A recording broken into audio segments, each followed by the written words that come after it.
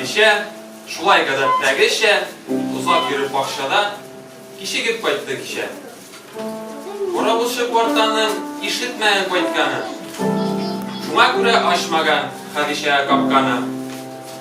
Kapkada timir yüzak, Hadişe kıtken uzak. Dışta kunu bilmey bit, bulsa da gerçeği yüzak. Ahırı kızga uy kile, dünne bile kim göre. Küp uylamı Hadişe, kapka aşası kile. Koytup kireş yurtuna, koytup kire yurtuna, koytkaş var da ıntılar. Tik olakka ilegi yupka gına yırtılar.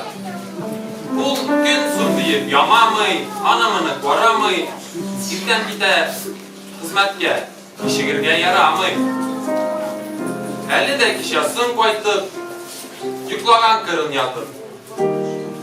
Kurşuk varşık işine, şok jibergen uzatıp. Ana bara ol, kora, yupka gına şeykalar. İsi gitip hatın kız, yupka korap kalar. İkinci gün ni kürem, bir yılayım min, bir gülem. Buran dolu hatın kız, bar dayırık yupkalar. Kişi, kurşun, dikkenşi, moda deyip dönüp genşi, bar dayırdan yırgan yupkası, bıttığına eşitkenşi. Ey Hadişe, Hadişe, kişi gidip koytup kişe, ninde işge şu aldı. Yana moda çıkardın. Kızlar, dünya yürümegiz, yerden Dağın ellerini yırtıp, moda diye kurmegiz.